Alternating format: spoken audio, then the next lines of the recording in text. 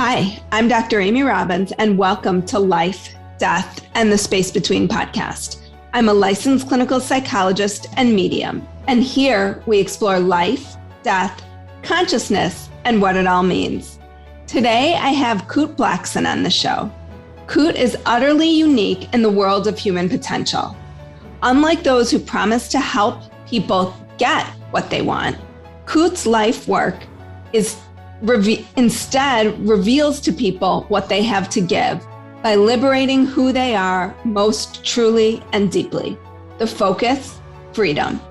Kute's own background and experience lays out the blueprint for his approach to liberating others, setting their gifts and greatness free.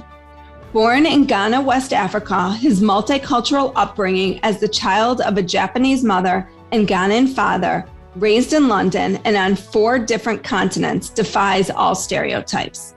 He is the next generation world leader out to awaken millions to love and living their inspired destiny. His new book, The Magic of Surrender, is out now. Welcome to the show, Kute. It's great to be here. Thanks for having me. Hi, everybody. If you haven't had a chance yet to find me on Fireside, you can find the link in my Instagram at Dr. Amy Robbins, and then head on over to Fireside. Fireside has been an awesome platform. I'm really enjoying the opportunity to interview my guests live and have audience participation. So if you can find the link in my bio on Instagram. You can follow me at fireside.com/Amy Robbins. Lots of ways to find me there, and just join the conversation. You'll get alerted anytime I start a show. So head on over, check that out. Also, my Patreon page is up and running. A big thank you to everybody who has donated so far. I'm extremely grateful for your support. If you could donate, I would continue to be grateful for anybody who is able to contribute to supporting the show. And if you can't financially support the show, all I ask is that you maybe take a few minutes and rate and review the show if you love it, and also share the show with your friends and family who you think might be interested. This is, I believe, our way of collectively raising the consciousness of the planet, which is something that we definitely need right now more than ever. Also, you can find me on YouTube if you want to watch the videos. Follow me on Instagram at Dr. Amy Robbins, and of course my newsletter, Dr. Amy Robbins at .com, where you can sign up for that, which I have not been great about, but I promise, I'm actually not going to make a promise, but I'm going to really, really try harder to be better about my newsletter. I was consistent for a while, and then summer hit, and I decided I was going to take a little vacay. So summer's over, and I'm going to be back at it. Enjoy this week's show. So I want to start with sort of what was the beginning and the end for you, which was the death of your mom. And she left you with these words: Kute, none of us has control in this life. Our demand that life go the way we want it is what causes so much suffering.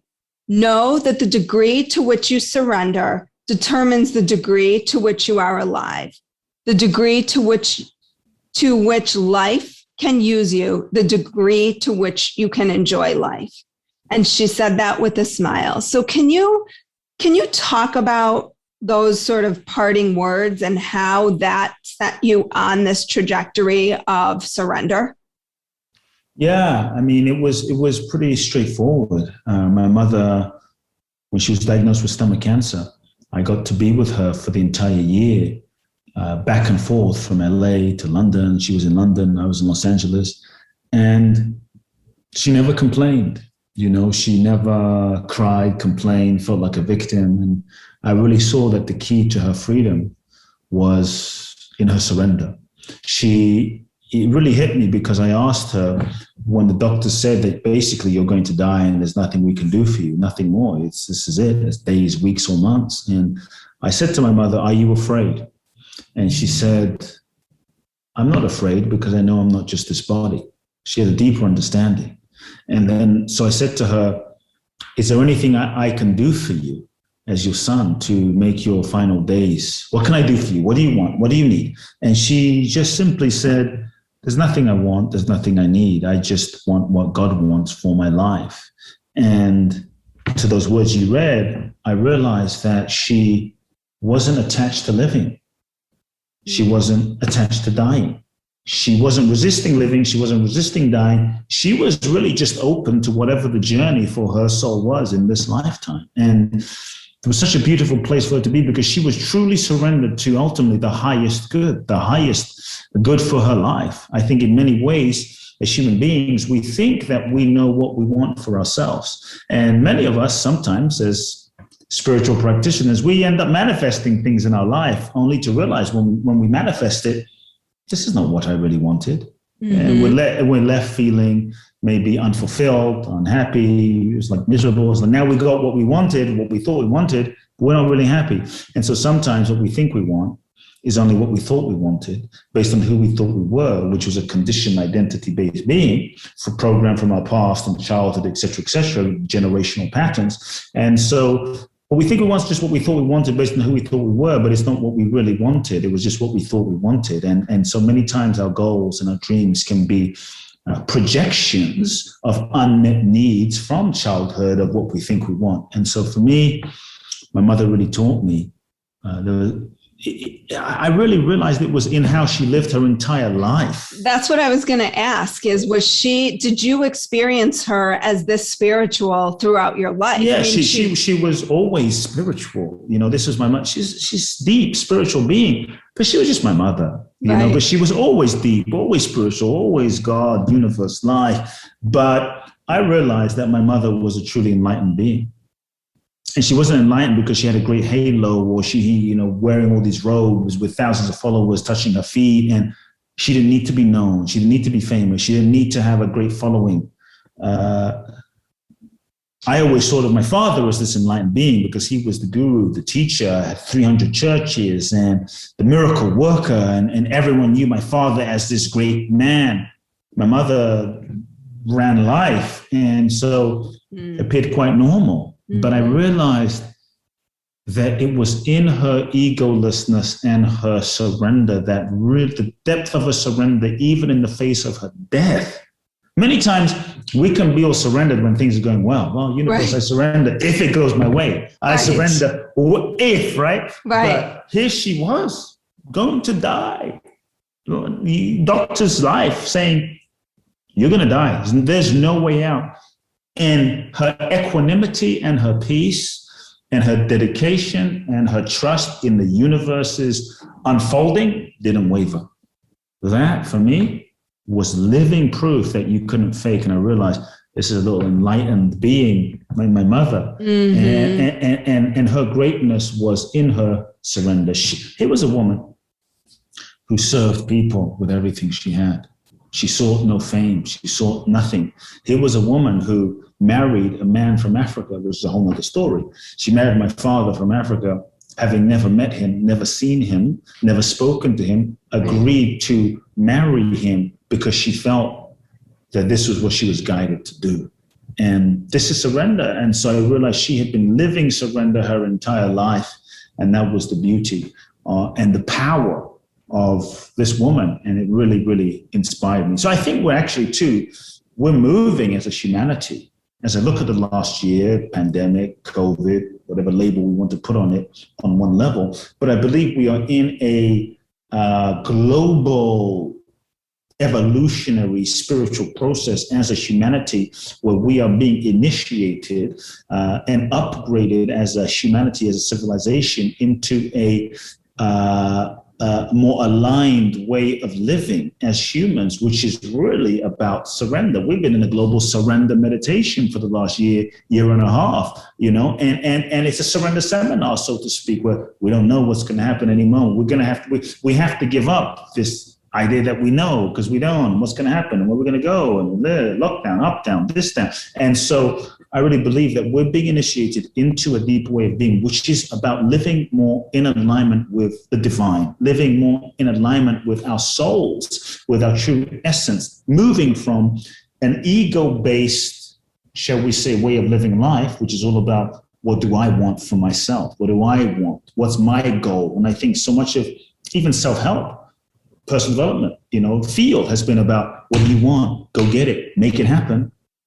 But I think that's limited. You can create life and manifest life that way, but the mind and the ego is limited in its ability to perceive and project what is truly the highest possibility in a given moment. And so I think we're being forced to move, we're being invited, I should say, to move to a different way of perceiving and living, which is really about asking ourselves a different question. Not what do I want, but what is it that life wants through me? What is it that life wants to express through me? What is the deepest impulse of what the universe wants to manifest through me, live through me, create through me? And for us to align with that deeper intention, align with that fuller intention, align with that bigger intention, so that we can tap into, we can go beyond personal power, ego power and personal power to soul power, soul force. And I think that's what we're being invited to. Yeah. And you say in your book, surrender plus trust equals magic. Yes. Control plus resistance equals suffering. And I think, to your point, I think we see this dichotomy right now, right? The people who are resisting the reality that we're in are the ones who seem to be suffering more. And the people who are accepting that this is where we are right now in our humanity, and what can we do to align with our soul in a way that moves us forward, are the people who aren't experiencing this time with fear and trepidation, but really with like, okay, how can I use this to move forward? Yeah, for sure. So can you speak a little bit to, let's talk ego and soul, because I think that this is something, I'm going to read another excerpt of your book. I love pulling things out of the book. So you say ego will stay in relationship with someone you know is wrong, forcing it to work because you think you should be together. Soul lives in total honesty and integrity. Ego attempts to do the more advanced pose in yoga. This is a very practical example. So you can look good. Soul tunes into what the body needs, knowing there's nothing to prove. Yeah. Ego seeks what society deems success, even though it isn't what you are meant to do, and still leaves you feeling empty. Soul knows that true success is being who you truly are and living authentically. So I'm going to stop there, because I think a lot of people struggle with knowing who they really are. Yeah. From childhood, we've been conditioned, just to back up, to give people some context, spiritually and then developmentally. We're born into this physical dimension in existence, and we're born as children. We're in touch with the infinite. We're born free. You look into a child's eyes, the child is alive. Doesn't matter if you were a drug dealer, if you're Mother Teresa. Every child that's born in that beginning moment is full of life, full of divine, full of essence, full of non-judgment. And a child, you look into a child's eyes, we're reminded of our own purity, of our own essence. Innocence. Innocence. That's why we just melt. We're not conditioned with pain and trauma and what have you. The challenge is we are all born into a structure and a framework, a preset, preconditioned framework that is based on stories, that is based on our generational patterns, our parents, our grandparents, et cetera, passed down, karma, addictions, unresolved issues passed down. And so now we're born into this preset framework that has been there before us. Now we have to live inside of this, and we meet our parents. And our parents, they're just doing the best that they can do based on their life, their parents, their conditioning, et cetera, and they're conditioned themselves. And so maybe and so we all face some kind of dysfunction and trauma as human beings. Maybe our parents weren't around, maybe they were fighting, maybe they were alcoholic, maybe there's mental health issues, maybe there was abuse, sexual, mental, emotional. Maybe they were good people, they just weren't emotionally connected and weren't able to meet our needs. So whatever level of the spectrum, as children, we're born into this environment, and two things happen. The first thing, where the conditioning begins, where we start losing touch with our true, authentic essence, is we start learning all sorts of strategies and mechanisms and ways of being to disconnect and avoid the pain of what we're experiencing. So we shut down, disconnect, not feel. Shut down, disconnect, not feel. Suppress the feelings. The feelings don't go anywhere. They just layer inside of us and begin to cloud our connection to source, cloud our connection to our truth, cloud our connection to our authenticity. And so that light that we are, that pure essence that we are, that pure consciousness that we are, begins to be sort of buried underneath the layers and layers and layers and layers and layers, a mountain of unprocessed, suppressed feelings, pain, hurt, guilt, shame, resentment that we've learned to not feel so that we can function and survive in life. And so that's one part that happens. The other part is we begin to go through life with this idea of, maybe dad says, boys don't cry, we suppress. Maybe dad says girls should be seen and not heard, or someone says. And so we start learning through the look, through the behavior, through the reinforcement. Who do I need to be in order to be loved? Who do I need to be in order to be validated, loved, accepted? And how do I get love? And so we start to contort ourselves, right, into a certain pattern, into a certain framework, into a certain way of being, to get love, validation, and approval by developing all sorts of roles, characters, masks, shall we call them personas, that are just ways of being to be loved, to be validated, that we hold tightly onto to avoid the pain, to get love. Avoid pain, get love. And we now hold tightly onto that. It gets reinforced through our behavior and life, and we go through life tightly holding on to this way of being that then becomes our identity, and we start thinking, oh, this is who I am. Mm-hmm. I am the quiet one. I am the shy one, but we don't realize we're just conditioned to be that way.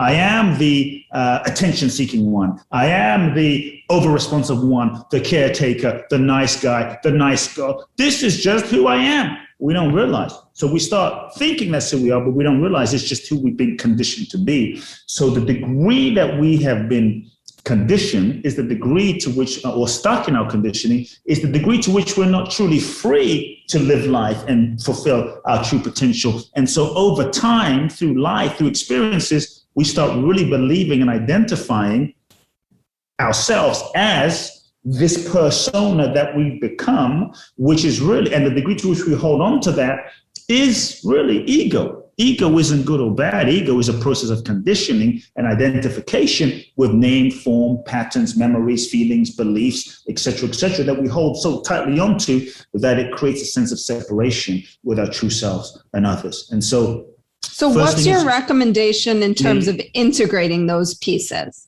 I know what mine would be, but I want to hear yours. I would just say, first, we have to be aware that we're conditioned, because many times we're not even aware that we're conditioned. We think that who we are is who we really are, and it's not. So we actually have to start being aware that we're conditioned. So how do you get that awareness? We first be aware that you're conditioned. So just today, everybody, as you're listening, first step, you've been conditioned. Be aware that you're conditioned, because we're not even conscious of the fact that we're conditioned. And I think pain can be a great gift to start pushing you to the awareness of your conditioning. Because when we're in our conditioning, many times we start creating situations and creating problems and creating pain and creating patterns and, sabotaging ourselves. And at a certain point, that pain should trigger in us a willingness to question ourselves. That pain is a gift and a messenger to say, wait a second, something's not quite right. Wait a second, I've abandoned myself. Wait a second, I've learned to be nice and shut down and pretend to be. But the fact that I'm feeling pain, something is not working about how I am going about life, what I'm doing, how I'm behaving, and how I'm expressing. Something's not working. So the pain is a gift. So pay attention to where you feel the pain, and use that pain as feedback. Use that pain as a mechanism. Use that pain as a feedback mechanism to question yourself. Is this what I really believe? Is this who I really am? Is this truth for me? One of the places to begin, let me just break it down practically for a second. Mm-hmm. One of the places I think people can begin, or one of the things that keeps us stuck, which is based on what we've learned to do, are all the ways that we lie to ourselves. When we suppress our feelings, it's a way of lying to ourselves. When we pretend to be someone that we're not, we're lying to ourselves. So I think one of the places we can begin is to look at, what lies am I telling myself? what lies am I telling myself that I'm aware of or that I'm not even aware of? And start being really simply honest, ruthlessly, compassionately honest about the lies that we're telling ourselves. Number two, really look at and explore. But if you're telling yourself lies, then you're telling yourself lies. So how do you know where your truth is? I'm going there. Okay. You know? And so the second place is to ask yourself, what am I pretending to not know? What am I pretending to not know? Because many times we'll play a game of confusion to protect ourselves and protect our sense of identity, because that's who we know ourselves to be. So what am I pretending to not know? There's a part of us deep down that knows everything. We know there's a part of us that knows. We've just disconnected from that. The third thing I'll say is really ask yourself and feel, what is the cost of these lies? And basically it's the willingness to feel the pain. I talked about pain a second ago. Feel the pain. Many times when we feel the pain, we've learned to distract from it. We've learned to sex it away, drink it away, smoke it away, eat it away, social media away, work it away, just so that we don't feel the pain. But that pain is feedback to us saying, something is not aligned, something is not working. We need to look at something. So if you're lying to yourself, how do you know you're lying to yourself? If you're lying to yourself because you're stuck in lying to yourself. Right. I am going to do my best to bust you today, that you will no longer be able to say that you don't know. And here's how. Here are the signs that you're lying to yourself. Number one, you will feel some kind of emotional, internal pain. For instance, depression. You might feel depressed. You might feel resentful. And there's going to be some if you're lying to yourself, but you're not sure, you're going to feel some internal anger, some internal, like sometimes we don't I have people tell me, I don't know why I feel depressed. Everything's fine. It's fine. But I'm depressed. The depression can be a sign, even if you think you're not lying to yourself, that you're lying to yourself. Pay attention. It's a signal. Maybe there's some deeper feeling, emotion, truth, desire that you're not connecting to, that you're suppressing. So that's one thing. The other thing is sometimes pay attention to any physical ailments, like physical pain, backache, shoulder ache, many times that suppressed emotion of when we're suppressing our truth can manifest in our physical body as an unconscious signal of, hey, something is not quite being attended to here. So it manifests because the body has an intelligence. It might manifest, as you know, too, I'm sure, in some especially if we're suppressing consistently, some physical dis-ease, cancer, diabetes, some physical dis-ease, because the body has an intelligence too, that suppressed, consistently suppressed emotion that we're not in touch with, that we're not telling ourselves the truth about, is manifesting physically in some way.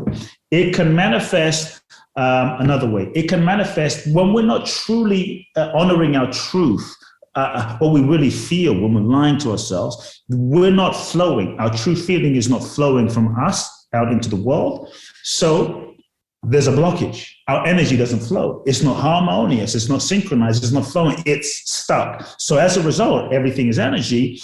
When we're lying to ourselves, life tends to stop flowing and events tend to stop flowing. When you're living life and things are in the flow, life tends to stop flowing sort of harmoniously. Right. And those are the people that people say, oh, their life seems so easy, right? Everything seems to fall into place for them. But I think there's different reasons for that too, which we can get to that. But in terms of the flow, I think when we're not truly in integrity with ourselves, likely for sure, things won't flow. Life won't flow. Events won't flow. There's going to be some static where things don't flow because our energy isn't flowing. So that's something I've noticed. To pay attention. Like, geez, why is nothing flowing? Why is this stagnant and that's not working? And it almost feels like there's roadblocks, right? Like everywhere you go, you hit a roadblock. Roadblocks. That can be one way. The last way that you might, for those that are not sure if they're lying to themselves, is how you can also maybe have a clue or a signal. Take a look in your life, because you might tend to attract or manifest people in your life that are angry, resentful, frustrated, basically people that are acting out, because you're not in touch with that pain or that hurt or that frustration of being disconnected. You may attract people in your life that play out, that act out your own internal suppression, your own internal suppressed feeling about the disconnect, about the internal lie, about the internal abandonment, right? So they're serving as the mirror for what you are not telling yourself. And so I hear people say, why is that person so angry? I keep attracting angry people. It's reflecting to you some mirror, something that you're not dealing with. But I'm not lying to myself, Kute. Well, you keep attracting people that are resentful, angry, frustrated. Take a look. So these are just a few signals to go, if one of these 5 or 6 things keep happening, take a look. Where am I lying? You might not think you're lying to yourself, but there's a chance that there's some lie you're telling that you can then use that, one of these things as feedback to go deeper and check in with yourself and feel your truth, connect to your truth. Another way to connect. Which, by the way, is not easy to do. I just want to put that out there. This isn't easy work, right? Like I think it's challenging to look at, okay, what are where am I not being truthful with myself? And to be honest, because I think oftentimes people don't want to give up, right? Like, let's just take this might not be a super simple example, but people who have gone to school, right? They've gone to college maybe or graduate school for a certain degree, and it's not aligned. It's not what they wanted to do. They did it because their parent was that or their mother was that. And I think you had this experience, right? With your dad, you wanted to be, you wanted to sort of be this sought after, which are in a different way, but sought after spiritual leader, and you were going one direction. And I think it's really hard for people when they have committed time, money, whatever it is. People do this in relationships, right? They say, I knew when I walked down that aisle, this was not right. No. But they don't turn back because they feel they're too deep into it. And then they only get deeper into it. Yeah. Because where they are is not as far as where they will go if they're not listening to their truth. Yeah. The challenge is if you live a lie. See, what I had to realize, I didn't want to go down the path. My father had 300 churches. He had my life set out for me. And he was the one that decided that my son is taking over my ministry and going to be the successor and the next big thing. And I knew that wasn't right. But I think it's important to realize that if you do, and my fear was if I dare to be myself, if I dare to speak my truth to my father and tell him I'm not taking over at the age of 14. I was 14 years old. My fear was I would be outcast, lose his love, be abandoned, be alone. And it was terrifying. For like most of us, we are deeply afraid to, like, we have this fear, if you know who I really am, you won't love me. And so we've been conditioned to hide that. And so for me, it was difficult. It was challenging. But I knew that if I live a lie, and if you live a lie, then likely, and you create a life based on that, people loving you, success, etc., you will only keep yourself in a sort of trap or a prison, because if you start living a lie, you're going to have to keep living that lie for the rest of your life. And so for me, I looked into my future that was preset for me by everybody else, not myself. Something wasn't aligned. And when I turned 18, I looked into my future and I realized I could be successful by everyone else's standards. But if I don't have myself, if I don't have my truth, if I don't have my own soul, what do I have? And it was so painful to feel that. Mm-hmm. And that's why I encourage people to not avoid the pain. Not if you're doing something that's not aligned, the pain is a gift, the pain is a messenger, the pain is a signal. Feel the pain, feel it, let the pain burn. It's healthy that the pain's there. It's not healthy to wallow in the pain, but it's healthy that the pain is there, because to me, the pain is a signal. Like if you're not aligned, if you're not living your truth, if you're not living what's in alignment with your soul, it's meant to be painful. It's not like, well, you're living not aligned, you're lying to yourself, not being true, not being honest, and I feel in bliss, where something's off. So the pain is a signal, it's a blessing, it's a feedback. We just have to learn to have the courage to pay attention. But what I would say, just to make it easier for people, because it can, as you said, it can be scary. to face the truth. Like, oh my God, if I face the truth, then what's going to happen to my relationship? What does that mean? I have to leave my job, and how will I survive? And because of those fears of the consequences, we tend to suppress the truth and run away from the truth and avoid the truth and put our heads in the sand. But you have to realize that you will have to deal with it at some point. Oh, yeah. So it's like a whack-a-mole. I always say it's like that game, like you're going to whack it down. It'll pop back up somewhere else as something else in a relationship, in your job, in your physical body, whatever it is. Yeah. What you don't deal with will deal with you at some point. You will deal with it. You can't not deal with it. It will deal with you. And so what I would invite people to do is just give yourself the permission to acknowledge the truth. Here's a step. Take the pressure off of having to take action. And what does that mean? And oh my God, just like realize, give yourself the permission. You don't have to take action. You don't ever have to take action. Just acknowledge the truth. But when you take the pressure off of, I got to do something about it now, I have to take action because Kute said, or I acknowledged it, or Amy said, no, just give yourself permission to acknowledge the truth, and that's it. Because when you take the pressure off, it's like, okay, I'm in a relationship that I know is not right. It's not aligned. Okay. Be with that. No pressure of like, I have to tell her, right. I have to do something, I have to get a divorce. Just start with, I'm not in love anymore. Yeah. And just feel that. Yep.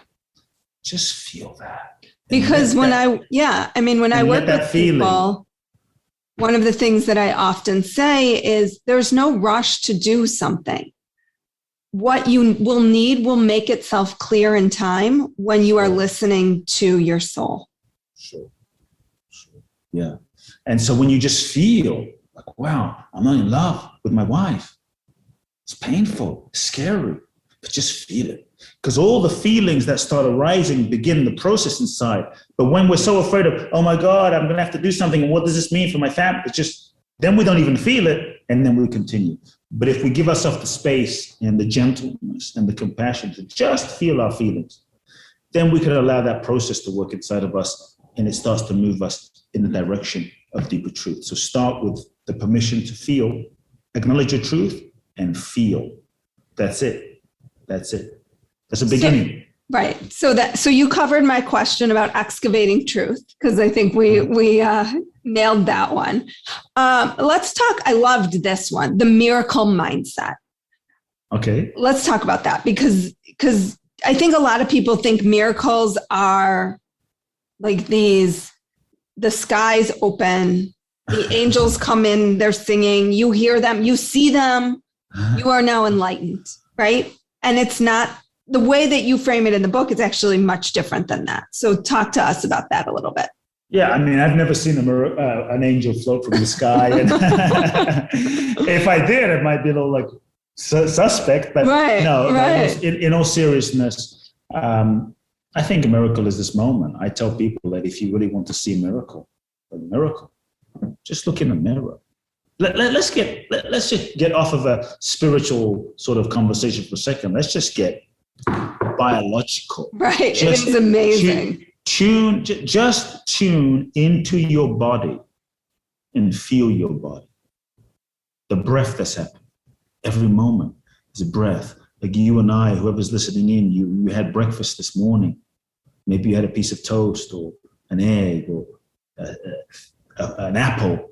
How is it that you eat this apple and you digest it, but your hand doesn't turn into an apple? You ate the apple, it went into your body, and your hand doesn't turn into an apple. How? How is that possible? Your ear doesn't turn into an apple.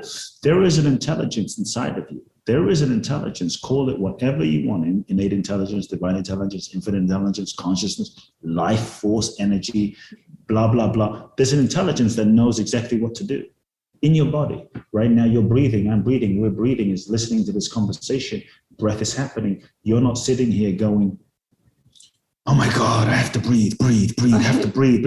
It's just happening in spite of you. Right now, there are trillions and trillions in cells. And we don't pay attention to this. Part of it is paying attention to the miracles that already is you, me, us. There's trillions of cells and trillions of processes happening inside of your body. Just even listen to this conversation right now. It's happening in spite of you. So I think when we can allow ourselves to bring our attention to that deeper dimension of ourselves and feel that and acknowledge that there is an innate intelligence, you cut your finger, it knows what to do. There's an innate intelligence that knows how to unfold your body, knows how to heal you, knows what to do. This same intelligence that's functioning, the sun, the star, the moons, the clouds, all of existence, it knows what to do. It knows how to flow in your life if you're willing to trust it. How can you not trust it? I tell people, like, really, how can you not trust? Like, every moment is proof. I've never woken up in the morning at 10 a.m., maybe you've had this experience, and 10 a.m., midday, it's pitch black. The sun shines. Like, oh, what happened to the sun? It forgot to come out today. It's just this, every day, like clockwork, there's a rhythm, there's an intelligence, there's a cycle of nature.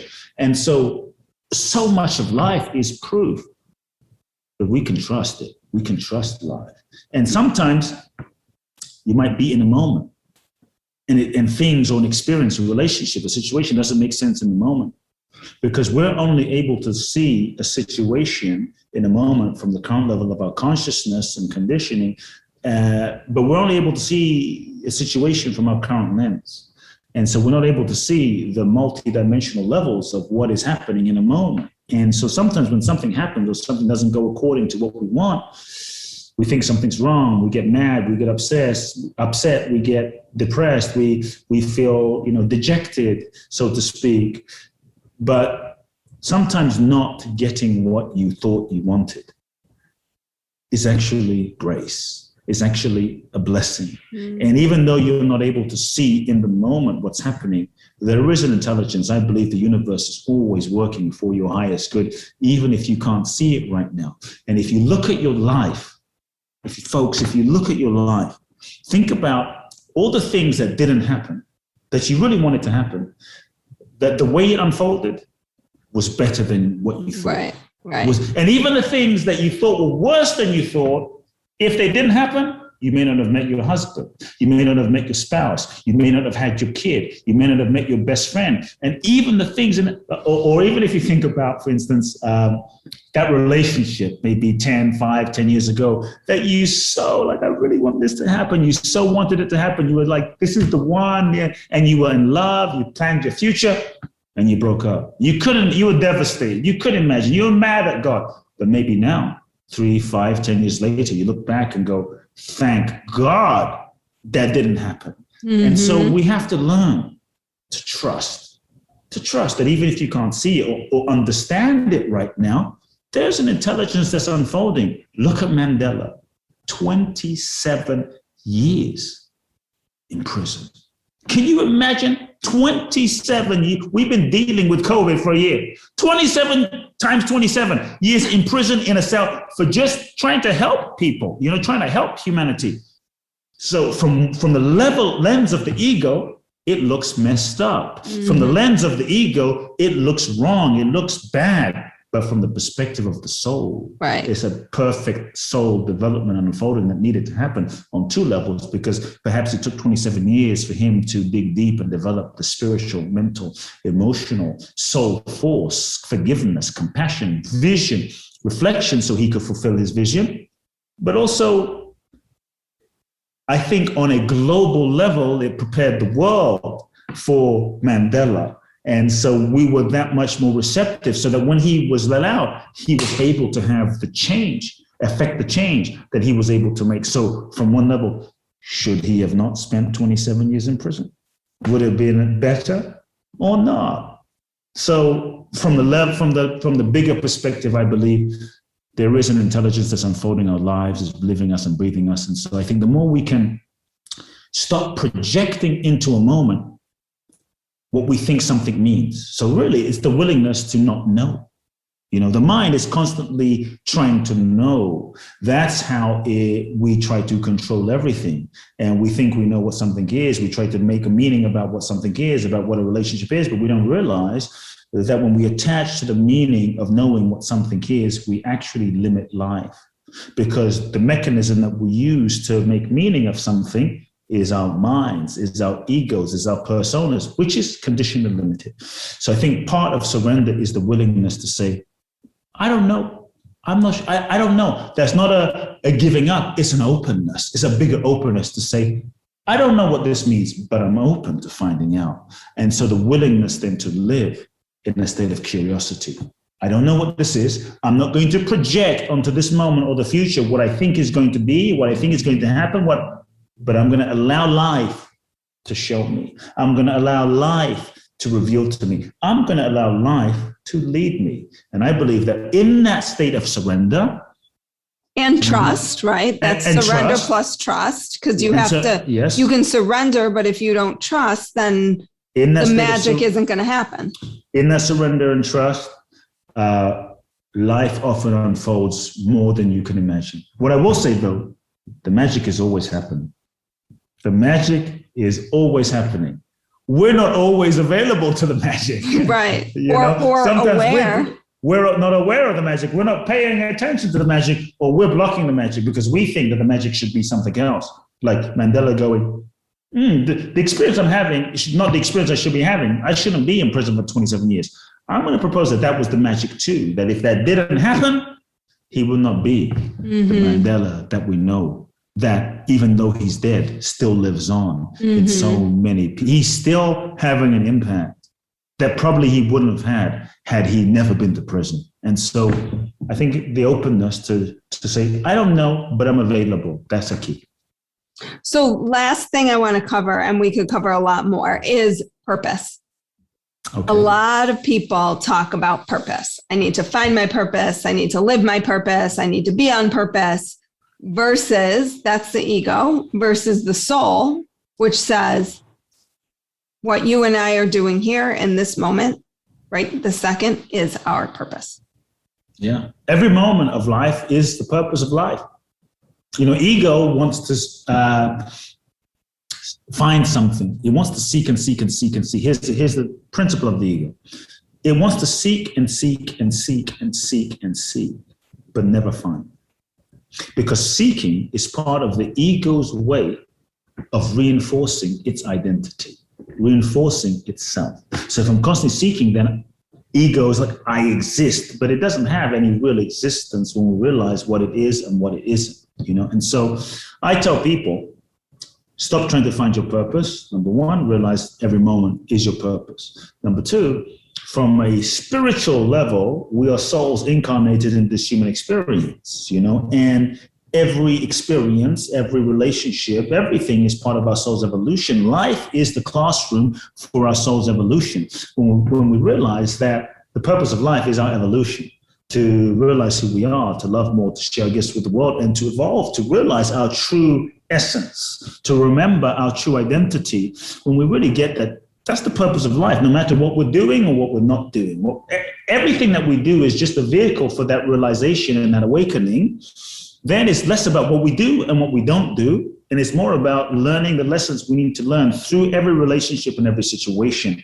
To me, this is what's really important, the learning and the evolution. And so the purpose of life is your evolution. So regardless of whether you're doing this or whether you're doing that, that doesn't mean it wouldn't be nice to do things that are aligned more with your personality, for sure. But regardless of what you're doing, so long as you're growing, evolving, learning, becoming more of who you really are moment to moment, you're living the purpose for existence. You're living the purpose. In terms of individual purpose, as a clue that I point people in the direction to, I would say stop looking for your purpose.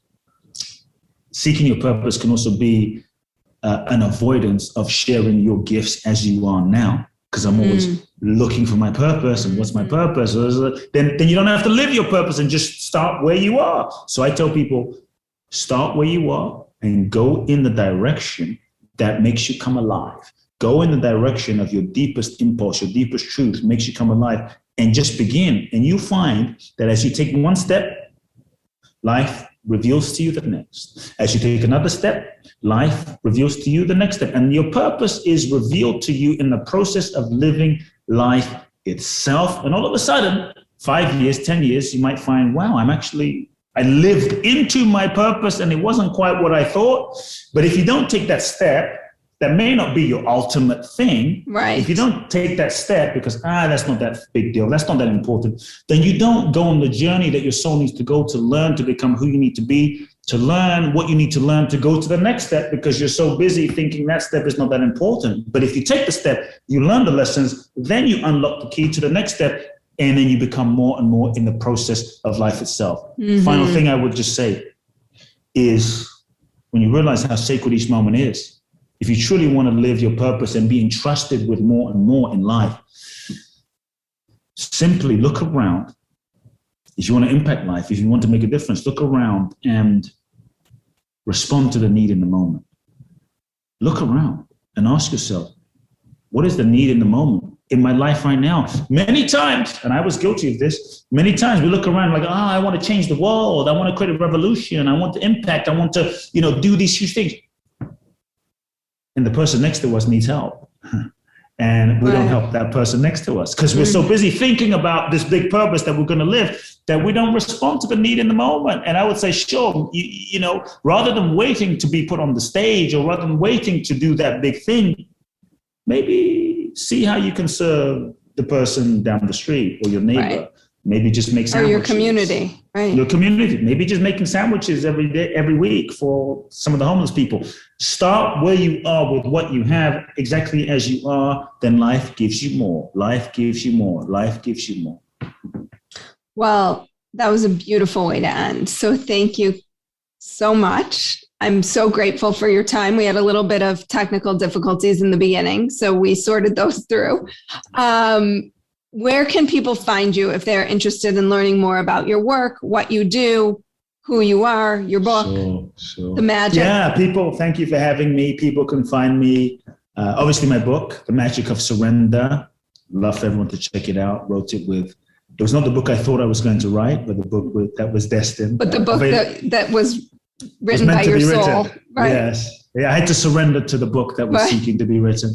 It's available on Amazon. You can go to also themagicofsurrender.com to find out more.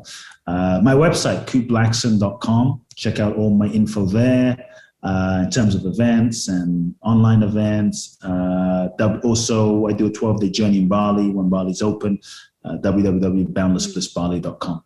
That sounds like that would be amazing. It's blissful, for sure. Well, thank you so much for your time today. And I know that my listeners will take away a lot from this conversation. So thank you. Awesome. Thank you. Like what you heard today and want to hear more? Wondering what comes next and what it all means? Head over to Apple Podcast, Spotify, Stitcher, Google Play, or anywhere you get your podcasts and hit subscribe. Also, if you could take a minute to rate and review my podcast, I would really appreciate it. Stay tuned as we continue to explore life, death, and the space between.